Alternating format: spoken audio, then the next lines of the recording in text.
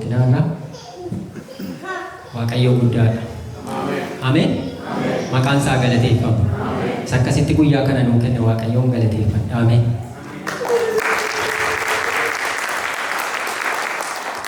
Badduudhaan Waaqayyo ganama kana sagalee qaba. Hin baay'isu anis guyyaa har'a gabaabseetanii yeroo gara sagantaatti deemna. Natti dubbadhu sagalee keetii yaada garaa kootii banii laphee ijaa garbittii keetii kan banne har'a muwaasan jira fuula kee keessa fuula kee duran jira. Yeroo sanatti Phaawulos gaafa sagalee sana lallabaa turan yeroo san Waaqayyo laphee ijaatti bu'e akkaataa isheen itti dhaggeeffataa turte akkaataa addaati. Ganama kanas Hafuurri Qulqulluun sagalee isaa ergee jireenya tokkoon keenyaatti ganama kana sagalee isaa kana akka dubbate ija yaada garaa keenyaa nu hubannu. Ganama kana Hafuurri Qulqulluun keessa keenya akka dhuunfatuuf tokko qalbii keenya Waaqayyotti ilaalla. Sagalee kee ganama kana sagalee billaa qara lama qabu caalaa sagalee kee billaa qara lama qabu caalmaa qara qaba humna qaba. Sagalee kee immoo gaafa dhufu jireenya namaa geeddara abdii namatti tura. Warra abdiin isaanii citeetu haara'a isa dadhabeetu jabaata. Isa abdii kutateetu deebi'ee humna argata. Maqaa Gooftaa Yesuus Kiristoosiin ganama kana sagalee kee nutti dubbadhu. Ayyaana kee keessa nu haguugi. Kellaa abidda keetii nutti ijaari. Ergamoonni kee naannoo kana haa deddeebi'an. Humna ittiin barsiisuu danda'u, humna ittiin dubbachuu danda'u, ayyaana keetiin na gonfachiisuun jaalala kee haa ta'u. Wanta narraan barbaachifne adda dubbadhee ba'aasa akka hin fudhanneef araarri kee naaf baay'atu. Mogoleen saba kanaa maqaa Gooftaa Yesuusiin jabaatu. Sammuun isaanii abanamu. Yaada qalbii isaanii itti dubbadhu. Hafuurri kee nu gidduu deddeebi'u. Maqaa Gooftaa Yesuusiin. Ameen. Gara sagalee guyyaa har'aatti tuun hin darbin dura waan tokko si yaadachiisaa barumsa yeroo darbe ani isin barsiisee waa'ee dhufaatii Gooftaa yookaan immoo waa'ee barumsa bara dhumaatii akkamitti ilaaltee akkamitti hubatte kan jedhuun isin barsiise sagalee sana irratti sababiin isaa amma taakkuutti galteetti barri deemnee amma jechuudha harka 175 yookaan immoo 3 jirra amma gara bara dhumaarra geenyeerra jechuudha akka sagalee Waaqayyoo jedhuttis sagalee kana immoo yeroo kanatti maaliif barsiisuun barbaachise yoo jettan namoonni baay'een karaa adda addaatiin hin barsiisuu karaa afaan Amaariffaatiin hin barsiifama afaan Oromootiin hin barsiifama karaa tiiktookiitiin hin barsiifama egaa barumsa namni hundumtuu karaa alsatti toleen dhaggeeffataa jira jechuudha waa'ee bara dhumaa dhaggeeffachuu duwwaa otoo hin taane akkaataa teoloojisiitiinis yeroo kun amma akkuma Phaawulos jedhu hunda keenya isin amma sa'aatii kanatti lafee nyaachuun kan isiniif malu aannan dharraataniidha Phaawulos. Amma sa'aatii kanaan booda yeroon kun yeroo lafeetti nyaannu ta'uu qaba. Lafee yeroo isin jedhu immoo lafee suma sana miti lafee dubbii sagalee Waaqayyoo kana gadi binnee dubbifnee ukasaa keessaa cabsinee keessaa baafannee waan nu barbaachisu keessaa baafnee nyaachuun nurra jira jechuudha. Kanaaf akka nama mana Waaqayyoo keessa jiru tokkotti wanti nuyi wal gorsinu akkuma umuriin keenya har'aa borii adeemu jireenyi keenya geeddaramaa adeema dargaggummaan akkuma booruu galaanaateedha. Hundumti keenya jireenya dargaggummaa keessa jira ammoo waggaa 40 gadiitti inni kun hundumtuu hin darba dargaggummaan akka booruu galaanaati jedhee wanti Solomoon dubbatuufi booruun galaanaa mukas haafas jirmas walitti tareetu fuudhee deema jechuudha jaagannaa gaafa bokkaan garmalee roobu. Kanaaf hin darba booruun galaanaa jechuudha akka booruu galaanaa sanatti. Jireenya dargaggummaa keenya keessatti sagalee Waaqayyootiin dhaabbannee of ilaaluu qabnaa. Sagalee jechuun sagaleen yeroo darbe tajaajile sana waa'ee dhufaatii bara dhumaa yookaan immoo guyyaa Gooftaan deebi'ee dhufu akkamittiin hojjetaa wangeelaa misgaanaan waa'ee kanarratti yeroo achi ilaalu asirratti jiru dhiphi godhee barsiiseera. Sagalee kana jechuudha maal akka yaadachiisaatti isin tajaajile Gooftaan gaafa deebi'ee dhufu lafa kanarraa jalqaba mana kan akka afuufamu akka ofii keenyaa deebinee ergamoota isaa waaqarraa gaafa ergu golee arfanii saba hundumaa warra kan isaa ta'an akka walitti qabu erga isaan walitti qabanii ergasii booddee qilleensa irratti warri du'anii garaa lafaa keessa jiran hin dammaqu ana miti kan jedhaa jiru warri garaa lafaa keessa jiran nu dursanii dammaqu isaan bifan geeddaramne erga isaan ol butamanii booda nuti warri jireenyatti jiru immoo maal taana bifuma hin geeddaramne nus geeddaramne gara oolicha simachuudhaaf teessoo samii irratti ol butamnaa jedha. Kanammoo tokkoffaa Tasalonqee boqonnaa 4:13 kaatanii yoo dubbifattan akkasumas tokkoffaa Qorontos boqonnaa 15:50 kaatanii yoo dubbifattan itti dabalee Daani'el boqonnaa 12:3 irraas yoo dubbifattan sagalee kana hin argattu sagalee sana wajjin wal qabsiisee riviijii godhee irra isinii deebi'uuf isin yaadachiisuuf jechaa jira sagalee kana. Mul'ata boqonnaa 1:7 irratti immoo maal jedha yeroo sanatti guyyaa dhufa ilma namaa sanatti as kakuu haaraa keessatti dhufa ilma namaa guyyaa sana namni tokko illee beekuu hin danda'u jedhu inni kun isa yoomii isa dhufaatii jalqabaa yeroo butamuutiif namni hundumtuu warri du'anii garaa lafaa keessa jiran qulqulloonni dammaqanii nuyi warri jireenyatti jiru gaafa gooftaan deebine bifan geeddaramne ofii keenyaati geeddaramne walicha simachuuf teessoo gubbaatti yeroo ol butamnu inni kun isa kanaa garuu waggaa 1,000 warri hoolichaa wajjin mo'an erga gooftaan waggaa 7 sanaaf samiirra turre deebinee dhufne waggaa 1,000 yeroo miilli waaqayyoo dhufee tulluu ejersaarra ejjetu Zakkaariyaas boqonnaa 14 miti jirra natti fakkaatu gurubaatti Zakkaariyaas boqonnaa 14 Zakkaariyaas boqonnaa 14 isa sin barsiiseera miilli waaqayyoo gaafa dhufee Zakkaariyaas sana irratti akka dubbatu tulluun sun bakka lamattiidha tulluu ejersaa sana irratti tulluun ittiin ejersaa sun immoo gara ba'a biiftuutti argamti bakka lamatti gargar dhowuuraan kan ka'e akkuma bara Uuriyaa raajichaa socho'ii lafaa ta'ee ture ammas socho'ii lafaa guddaa waan ta'u isin garuu jalaa baqattanii ooltuni waaqayyo karaa Zakkaariyaas raajichaa eeyotti dubbate Israa'elootatti saba Israa'elitti dubbate sagaleen sun immoo maaliif nu barbaachisee sagaleen kun yoo jettani nuyi akka sanatti har'a sagalee waaqayyoon sodaatina mucaa qabaatu rakkoo qabu kanaaf maaliif sagalee kana riqichi gochuu barbaade yoo jettan irra deebii wanti na barbaachise Hisqeel boqonnaa 38 irratti waa'ee Googii fi Maammaan Googii kaasa Googii fi Maammaan Googii sana waa'ee Tuubaalesii fi Meeshek warra jedhaman sana warra gara kaabaa yookaan immoo gara lixaa warra jiran jedhamiti macaafa qulqulluun achirratti gaafa kaasu boqonnaa 39 immoo maal jedha siin jedha mangaagaa keetti kaa'ee dhaqeen jedha tulluu biyya Israa'el keessatti si geessi achitti lola sirratti nan kaasa achitti lolamta erga lolamtee booda waaqayyoon moodha yeroo sanatti loluudhaaf gaafa isaan achi dhaqan maal godha jedha afaan isaanii ituma isaan dhaabbatanii miilli isaanii jireenyi isaanii hin tortora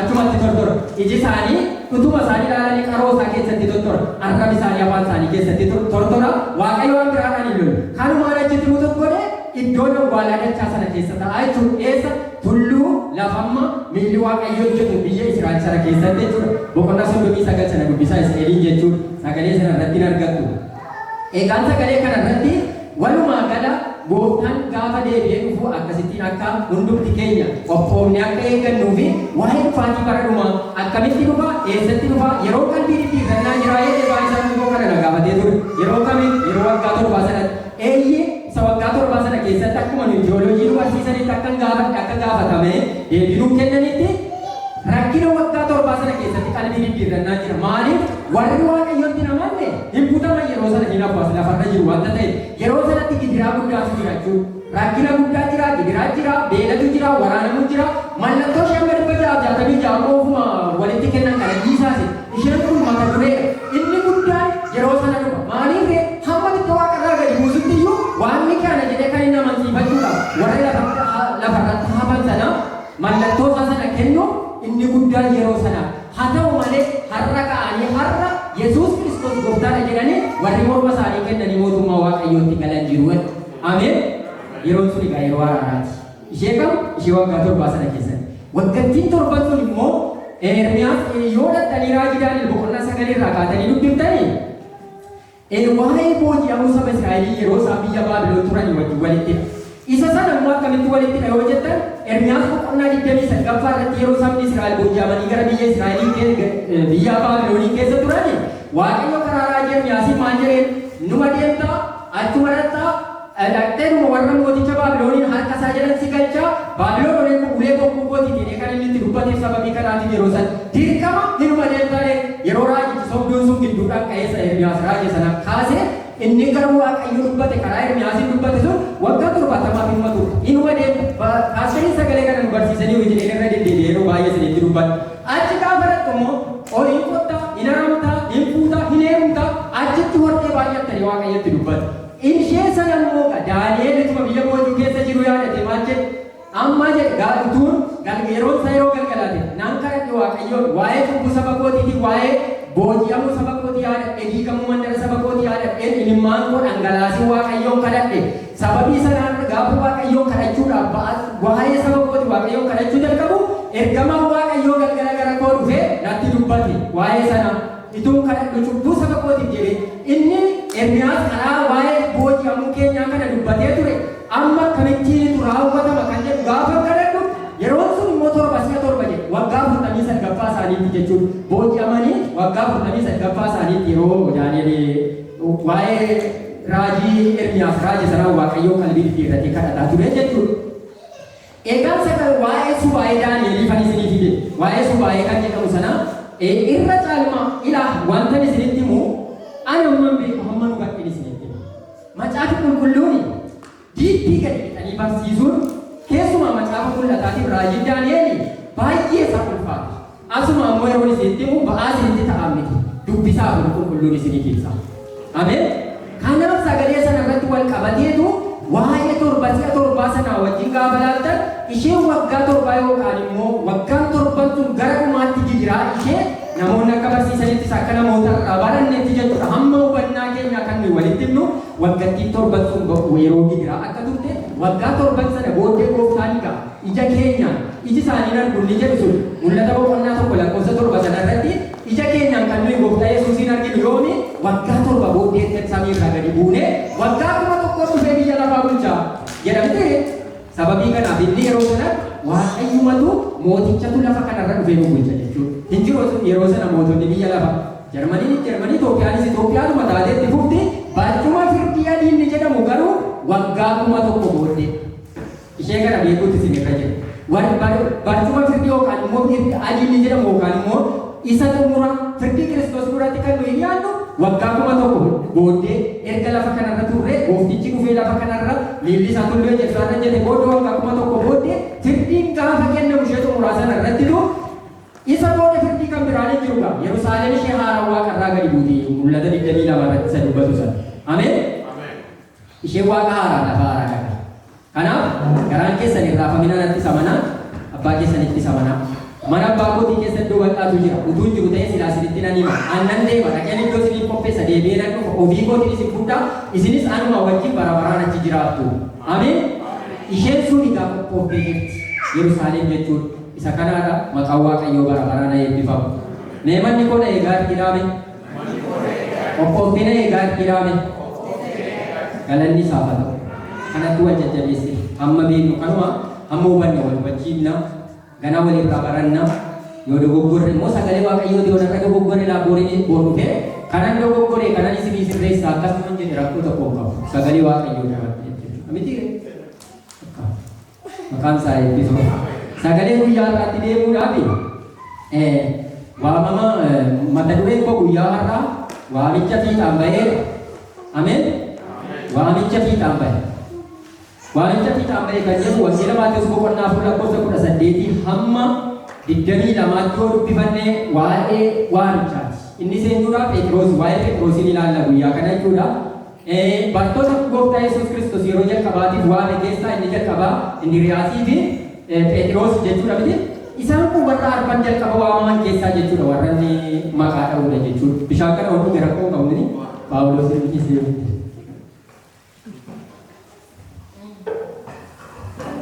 egaa sagalee kana irratti jechuudha akkuma isin sagalee kana irratti argitani yeroon gooftaa Yesuus Kiristoos bartoota kana warra jalqabaa kana waamu hin waame Phexros fa'aa jechuudha.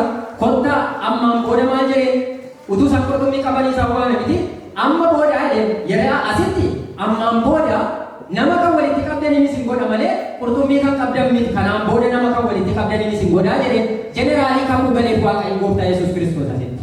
Utuu isaan lubbuudhaan jiranii utuu lubbuu isaan bira jiru jechuudha. Jeneraaluma isa kanaa garuu immoo dhuunfaatti akka dhuunfaatti kan inni immoo kakuu galeefi Phexrosiif jechuudha. Mana koos irratti ijaara hoolota kootis ilmoolee koo eegi jedhee gaafa itti dubbate akka dhuunfaattitu waadaa galeef gooftaa Yesuus Kiristoos jechuudha. Mana koos irratti ijaara isa jalqabaa bartoota waan ta'eef hundi isaanii jeneraalii isaanii pluraanii jechuudha. Waliigala baay'ina isaaniitiin maal jedhe ammaan booda qurxummii kan qabdan miti nama kan walitti qabdaniin isin godhaa jedhe maqaan Waaqayyoo eebbifamu. Sababii sanaatiin bartoota erga waame booddee bartoonni kun erga waamamanii booddee rakkina gurguddaan akkuma galaana irratti al tokko gooftaa Yesuus Kiristoos namoota tuuta hedduu barsiisaa ture jedha Maatewos boqonnaa 18 irratti.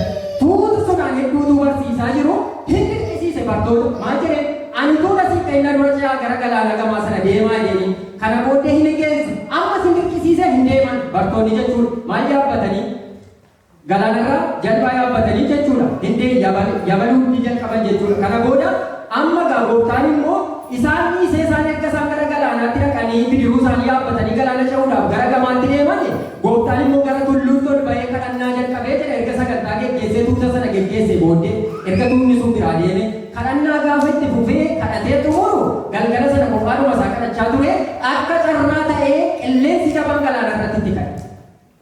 Waamicha keessa gaa qilleensi jira laa waamichi jira. Jalqaba Waaqayyo hunda keenya iddoon taanee dhufee nu waama. Iddoo namatti tolu, iddoo jireenyi namaan bakka maal jedhee akka isinitti himuun beeku. Anama fakkeenya fudhattanii jireenyuma keenya gaafa taa'ee yaadu gara negatiiviitis haa ta'u poozitiiviis utuu Yesuus kan argachuu baannee amma dhuguma namni harka qabee dubbisaa ayyaana sataanaa nama fuula keessan dura jiraatti amma.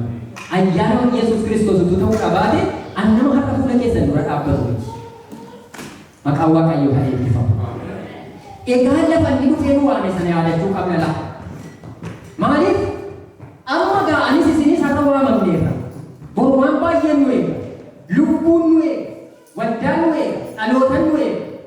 Maatii koon na eega. Maatii koon keessatti isin eega. Isittu na eega. Anatti isin eega. Waliif nu kaa'e Waaqayyo. Ameen. Waamicha waamamne kana keessatti gaa jechuudha waamicha fiixaan bahe. Waamicha waamamanii kan fiixaan hin baane bartoota 72 turan 72 keessaa 12tti galan 12 keessaa 11tti galan isa dhumaa irratti Maatiyaasiin dhufeetti dabalamee bakka Yihuudaa bu'e jechuudha. Sagalee Waaqayyooti jechuudha. Yoo jedhamoota boqonnaa tokko godhatanii dubbifattan jechuudha. Kanaaf maal isiniin jechuu barbaadeen waamicha fiixaan bahe. Galaana ni jira gaa gidduus rakkinni jira. Gara galaanaatti achi deemaa jedhu kana booda isaan gooftaan isaan biraa hafeera loon deebi'ee tuuta sana geggeessee kadhannaa jalqabeera gara gaaraatti ol bahee jira miti kadhata gaaraa kan jedhamu dura jirraa ka'e. Namoonni baay'een kadhata gaaraa kan jedhamu macaafa qulqulluu keessaa sirrii waa otoo hin taane gaafa Yohaannisiin Phexroosiin fudhatee gara tulluu Geetsemanii maal jedhamtu sanatti ol bahee kadhatee hamma dhiiga isaa coccobsuttedha miti isaan amma yeroo sana irra futuran. Sababii sana isa duraa miti gaa Phexros immoo achitti Eliyaasiif Musee ergee asitti godoo tokko siif godoo tokko Museedhaaf godoo tokko immoo Eliyaasiif ijaarree jedhee itti dubbate kan inni dubbate Phexrosumatu itti dubbatetti achittis sababii kanaafi asii gaa galaana gaa qaxxaamuran har'as galaana yaabbannee jiru. Ameen. Aan galaana gara walii gannuufu inni nu wajjin jiru Yesuus Kiristoos jira Yesuus Kiristoos. Galaanni irratti aan kan galaana waan isaan irratti ka'e qilleensi hamaa waan isaan irratti ka'e daayireekshinii qabatanii deemaa jiran sana waan dadhabaniif qilleensa ofuma isaatii bu'ee gara barbaadetti achi dha'aa ture. Warra jalbaa yaabbannee dhufne beektu qaba. Liibiyaatti miti nullee xiqqoo mootorati irra jiraaf sababii mootorri duuba isheetti qabdee jirtu daandii agarsiisaa dhufe. Tarii inni bara isaanii sun daandii maaliin oofama beektu batoodhaan oofama batoodhaan oofamu sana. Inni batoodhaan oofamu qilleensaan akka barbaadetti rukutama. Wanta ta'eef qilleensi isaanii irratti kan qilleensi jabaan yeroo qabu yeroo ilmi Waaqayyoo garuu hin dhufu. Ameen. Hundumtuu yaada Waaqayyooti. Isa erge biraa nafa. Nu ergee nu biraa nafa. Ameen. Meela ergee na biraa nafa dhaame. Qeeyinaan jedhee dhaame. Qe'uun koo dirqamaa dhaame. Na biraa nafa dhaame.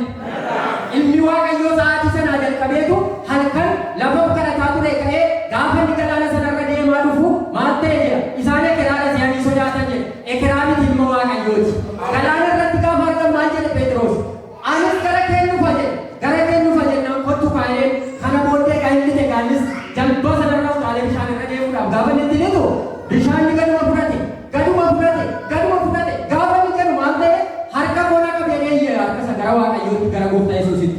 Ilmi Yesuus Kiristoos ilmi Waaqayyoo garuu galaanarra deemaa jira. Galaana biyya lafaarra siif adeemu. Galaana keerra siif adeemu. Wanta si yaaddatu achi dha'ee as dha'ee karaarra jireenya keenya kan achi qabee qabu wanta baay'eetu jira lafa waamicha keenya kana keessatti jechuudha. Wanta bitattis mirgattis na qabu waan baay'ee jira yaadi biyya lafaa. Garuu Yesuus Kiristoos jira hin sodaatina ilmi Waaqayyoo irra deemaa dhufa. Iyyaa garuu calluma jettanii dhiisinaa isa batoo keessan galaana irratti jalbaa keessan achi dha'ee dha'aa jiru sanatti Yesuus Kiristoos hin waama. Ameen. Utuu hin liqimfamin. Sila waliin dhufa jette amma okkottu siin jennaan dhufaa jirta ammatti yaa nama amantii hir'uudhaan akkamitti eetu bishaan kana keessatti gadi nyaatamte qabee keessaa oolchi Yesuus Kiristoos qabee keessaa sinaa oolchu. Mee qilleensa biyya lafaa keessaa nan oola dhaame. Buteena oolcha Yesuus jedhaame. Jira jalbaa koo keessa Yesuus jedhaame. Doonii keenya keessa jira Yesuus. Hin caccabu dooniin keenya. Doonii Yesuus keessa jiru hin caccabu. Phaawulos gaafa doonii isaa irraa himaa nu keessa Waaqayyo irratti dubbateera. Nu keessaa namni tokko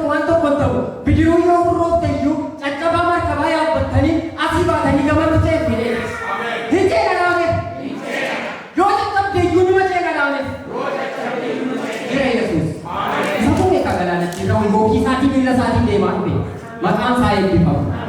Kanaaf asirratti maal egaa boqonnaa 18 kana irratti Maatiyuus boqonnaa 18 kana irratti waa'ee galaana sanatti itti dubbate cimtee jechuudha.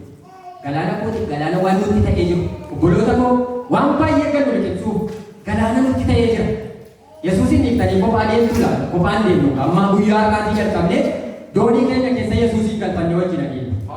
Al tokkos kana duwwaa miti doonii isaanii bitee utuma inni rafaa jiruutu galaanni achi dha'ee as dha'ee innoon rafa jedhanii bakka tuma gachi ka'e gabda jedhan. Ameen. Doonii keenyaan Yesuus Kiristoos keessa jiraachuu qaba. Isa tuume biyya lafaa wanta ta'e maqaan isaa ulfaata. Kanaaf al tokko gooftaa kana duwwaa miti gaa Phexros kuni gara kennu fedhe waamicha waamame amma galaanarra deemuu jalqabe hilliqeffame butamee oole maqaan isaa eebbifamu. Amma boodee bee gaaffii gaafata jechuudha. Amma isa lammaffaa irratti maal jedhe amma yaa gooftaa nuyi jireenya keenya dhiibne kiyyoo quxumee achitti dhiibne si duukaa buune maal argachuuf jirraa ee waan tokko sila sinii kaaseetu waa'ee maali waa'ee firdii ishee dhuma waa'ee barcuma firdii ishee dhuma yookaan immoo guyyaa ishee xumuraa irratti firdiin kennamtu galaannis isa nyaate bishaan deebisee isa fidu wanti du'e hundumtu fuula firdii Yesuus Kiristoos duratti gaafa dhiyaatu sagaleen kun isaanii maal jedhu asitti baay'ee beektu guyyaa sanumaa sanatti isin waan hundumaa dhiiftanii na duukaa buutan maal ta'a ture barcuma firdii Kiristoos irra teessanii firdii laattu maqaan Waaqayyoo eebbifamu. Inni kun egaa sammaa miti.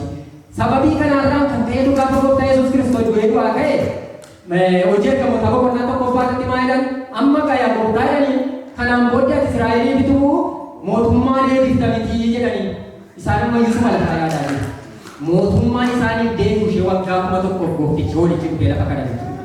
Isaasitti mootummaan ni deebise lafa kanarra jiru guyyaa sana garuu mootummichi hin deebi'aaf Israa'eliif. Ameen. Aangoon kennameeraaf wanta ta'e jechuudha. Anaaf isiniifis kennameera. Maqaan isaa eebbifamu. Isin teessoo Israa'elotaa 12 irra teessanii firdii laattu. Warra akkana warri akkasitti teessoo Israa'elotaa 12 kana gaafa caafuu qulqulluu keessa teessanii dubbiftanii dhagoota 12tti fakkeessa sababii kanaatiif muka isa waggaatti si'a 12 naqatu sanatti fakkeessa dhagichi immoo tokkichuma innis immoo hundeensaa Yesuus Kiristoos jedhee kaa'a wanta ta'eef waa'ee kanarratti waa'ee bartoota 12 waa'ee Israa'eloota 12 waa'ee gosoota 12 mul'ata boqonnaa irratti waa'ee gosoota 12 mallatteeffamanii kaasa. Egaan sababii kanaatiif waamicha waamameera galaana irraa liqimfamuu harka isaatiin qabee ol jira Yesuus Kiristoos asitti immoo abdiin toreera. Ati isa lafarraa miti. Ati guyyaa dhufa ilma namaa sanatti teessoo Israa'el irra teessanii firdii laattu itti dubbate gaaffii inni gaafate keessaa jechuudha. Maatiyuus boqonnaa 19:27 hamma 30 kana kan inni deebiseefi itti fufee Phexros waa'ee Yesuus dhugaa ba'e itti fufee jechuudha. Hin waamamne galaanarra deeme hin nyaatamuuf ture qabee oolchee lammaffaa irratti dhufee gaaffii gaafate maal taana nuyi si duukaa buune jedheeni isa sadaffaa irratti immoo amma sinee gooftaan gaafa gaafate namoonni maal laan jedhu waa'ee koo jedheennaani ati masiisa jiraata ilma Waaqayyooti jedheen. Kanaaf siiti hafuura qulqulluutu siif ibse malee jedheetu achitti itti dubbate jechuudha. Maatiyuus boqonnaa 16 lakkoofsa 13 amma 20 kan inni achitti dubbate. Egaa waamicha fiixaan ba'e. Ameen. Waamamne karaa takka namne Waaqayyo waamicha keenya fiixaan nuuf baasu. Ameen. Warra waamamanii karaa takka nuuf godhe Waaqayyo. Hin waamame waamichatti waamame kana fiixaan ba'e. Sababiin isaa hin waamame isiniin jedheera kakuu galameefi kakuun kun iyyuu kakuu ishee lafarraa miti kakuu bara baraa galeefi asitti itti dubbate kana booda immoo gaaffii inni gaafate sanaaf deebii Yesuus Kiristoos ilma Waaqayyo Waaqa jiraata masiisa jiraata akka ta'e dhugaa ba'e Phexros utuma isaan wal bira jiranii yeroo kadhannaatti yeroo adda addaatti illee wajjin deema. Bakka bartoota keessa namni baay'ee of taasise jaallatus namni baay'ee wajjiniin garagaaraa yoo ta'e eessa yoo ta'e kadhata yoo ta'e namni baay'ee wajjin deemu isaan garuu immoo gaafa gooftaa Yesuus Kiristoos gidiraan jira waamicha keessa isiniin jedheera gaafa gooftaa Yesuus Kiristoos immoo qabamu gara du'aatti dhufuudhaaf jedhu maal jedhee hin ganne haganuu malee qalbii diddiirrate maqaan Waaqayyoo eebbifamu. Akka carraa ta'e Yihuudaan egaa gooftaa Yesuus Kiristoosiin gurguratee qabsiisuudhaaf jechuudha. Warra Fariisotaa sanatti dabarsee kennuudha. Heroodiin rakkisaa turetti yookaan immoo saanduqa yeroo hordofsiisaa ture sanatti akka tokko billaa isaa luqqifateetu baalkaanitti gurra kute. Eeyyatu sababii waa'ee gooftaatiif hinaafuuf jecha Phexros gurratti kute jechuudha. Billaa kee manneetti deebisu warri billaa kaasan billaa isaaniitiin hin dhumuu dha gaafa sana gooftaa Yesuus Kiristoos jechuudha. Achii fuudhee gurra sanatti maxxanseetti itti deebisee fi gooftaan humni kanaan jira jechuudha. Gurra Phexros kute isatti deebisee fayyisa jechuudha. Opereeshin godhee sa'aatii sana fayyisaa jechuudha. Akkasumatti isa tuute hin deebisee sababii maaliif hinaafa waa'ee gooftaatiif qabuuf sababii baay'ee jarjaruuf. An jireenyi koo si'a tokko gaafa taa'ee ilaalu jireenya Phexros sanatti kan fudhadha. Ani isinoo an akkas gaafa waa'ee tajaajilaa irrattis gaafa ilaalu an tokko nama godhu tokko jira miti waan akkasiitti of ilaala jechuudha. Ani dafee immoo hafuura qalbii diddiirrannaa qaba. Ameen hafuura qalbii diddiirrannaa immoo Waaqayyo yoo fayyadu. Utuu aariin keessan isinitti illite aduun keessan isinitti illite qalbii keessa aarii keessan irraa qalbii akka diddiirrattan jedha waanta ta'eef. Aduun keessan utuu isinitti illite. Ameen aduu qalbii diddiirrannaa.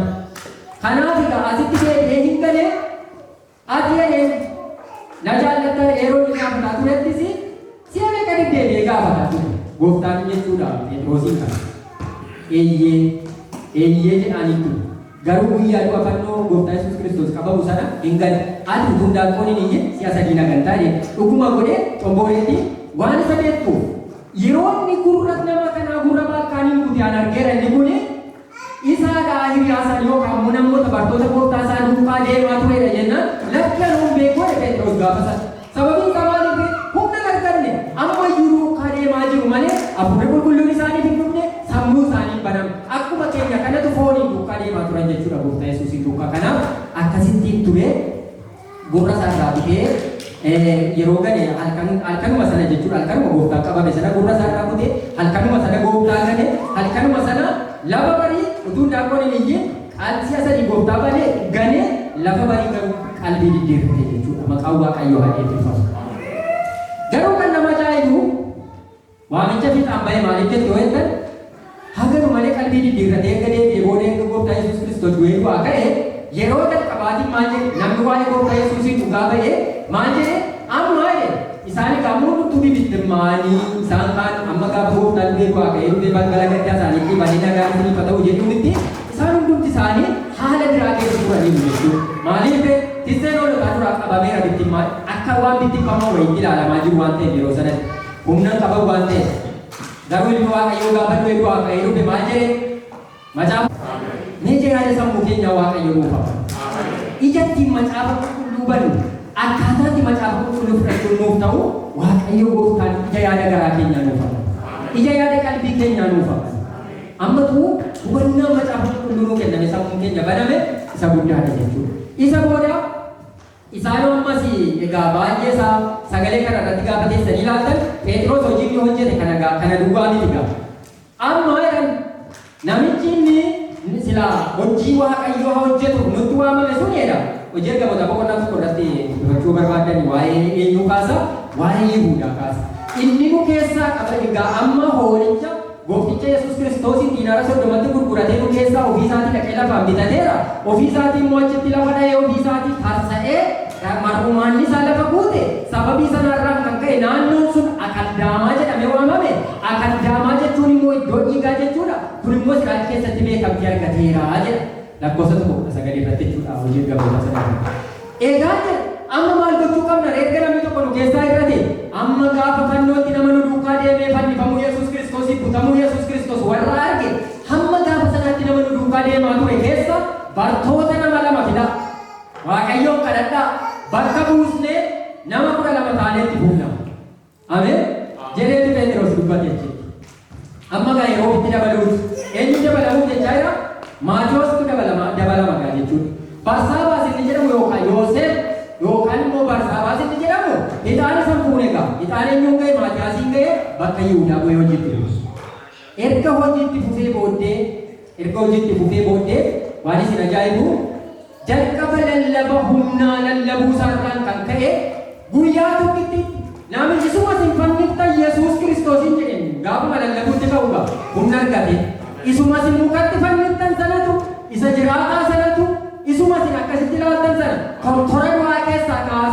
innarra meeqabbaa jiru isa jedhee gaafa inni tajaajilaa lallabuutti qabu lallaba saasan arnaan kan ka'e akka maal rifiijiin godhe gaafa sana yaadattu yoo eebba qonnaa lama yeroo sanattidha asumatti lallaba saasana gaafa tokko jedhee lallaba jalqabe maal lallabuu jalqabe Pheexroos beektu yoo eebba qonnaa lama lallabe eessatti hojii eeggamoota qonnaa lama irratti jechuudha yoo eebba qonnaa lama akkuma karaa abboota keessanii karaa raajota waaqayyoon itti dubbate dargaggoonni keessan mul'ata hin argu abboonni keessan abjuun abjootu intaloonni keessan raajii hin raaju akkuma jedhame amma inni sun immoo yeroon isaa amma waan ta'eef gaheera garuu inni warra du'an keessaa ka'eera jedhe Yesuus Kiristoosiin lallabuu jalqabe ka'eera Yesuus hin dhufe hafuurri qulqulluun amma bu'uudhaaf jechaa jira ilmi waaqayyo Yesuus Kiristoos guyyaa 40 du'ee du'aa ka'ee bartoota wajjin ture deddeebi'ee isaan gaafataa ture erguma gooftaan du'ee du'aa ka'ee gara qurxummii qabuu modee badii dubbeettu miti garaan qurxummii birattis dhaqee isaan deebiseera waanta ta'e akkaataa macaafa wangeelaa arfanii yoo dubbistan jechuudha iddoo adda addaa fi bakka addaa kenna waan ta'eef jechuudha.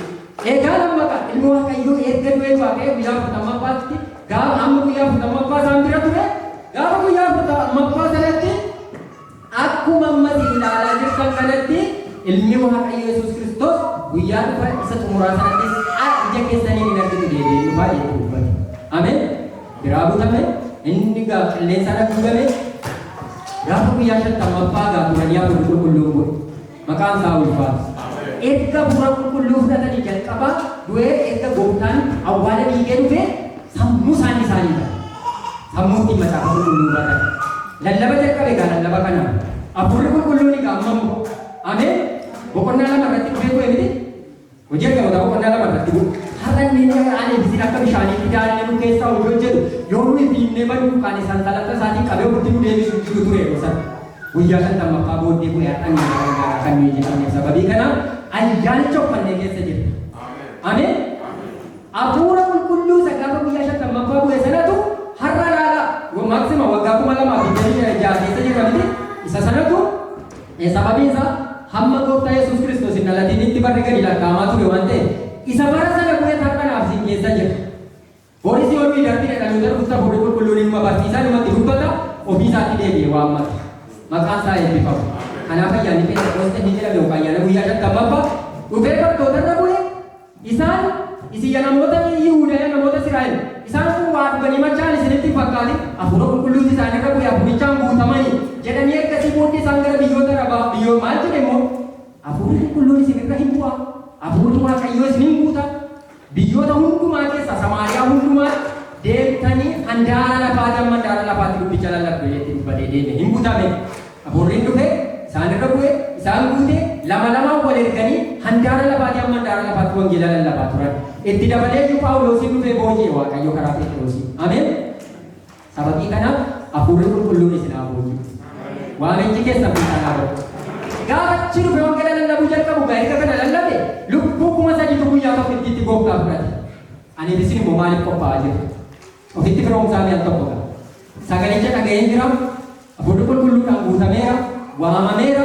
ani mucaa keeti jedhee kakuu galeera ani immoo akkam jedhaati sagalee kana ofitti firoomsaa eessaa waamame maal keessan jira akkamittan jira Yesuus hin yoo waame gara koon dhufamoo hin dhufu ganeera moo ganne si'a meeqa ganaa wal ammaanii fi sina biraa waaqayyo inni illee harka tokkitti si'a sadii ganee qalbii diddiirratee gara gooftaa isaatti deebi'e ani isin immoo qalbii si'a 100 ganaa moollu fuula raara isaa nutti adeemi warra qalbii dafanii gara isaatti deebi'e qalbii diddiirratan waa taasisu Yesuus. Hojii eeggamoota boqonnaa 2 lakkoofsa 14 dubbifadhaa hojii eeggamoota boqonnaa 4 lakkoofsa 1 hamma 4 dubbifadhaa sagalee xumuree galanni isaa kana caalaan barsiisu yeroo keessan keenya akka hin deemne waaqayyoon dhufni waaqayyoo kan himatu daqiiqaa muraasaaf hojjennu dagatina kaachuu keessan fiixaan akkasinii baasuuf sagalee guyyaa har'a waamicha fiixaan ameen lafa waamame lafa qulqulluutti ka'ee dhaqee guyyaa tokkittiitti jecha tokkitti lallabee lubbuu 3,000 gara mootummaa waaqayyootti dabale ameen lubbuu tokko taatuma harka keetti waaqayyo mootummaa isaa tutuun dabalatiin lafa kanarraa sin deebisise ameen lubbuun keessan lafa kanarraa waan ta'eef lubbuu tokkittiidhaaf dhugaa baatanii hamma mootummaa Kiristoositti nama dabaltanitti sagalee kana dhageessanii jechuudha sagaleen kun galaa bara baraa ta'e isin duukaa adeemsa inni Phexrosin dhaqee laga qurxummii biraa waamee akka kanatti gidiraasa hunda danda'ate hamma dhumaatti hafuurri qulqulluun isarra bu'ee lallaba tokkittiidhaan ulfinni qabsaa. Yaa tokko daqiiqaa lamaa fi sagalee natti dubbatte galatoomedhaati Yesuusin galateeffadha. Sagalee jajjabinaa, sagalee abdii, sagalee nama haaressu, sagalee karaa namatti agarsiisu waan nutti dubbateera. Galanni isaa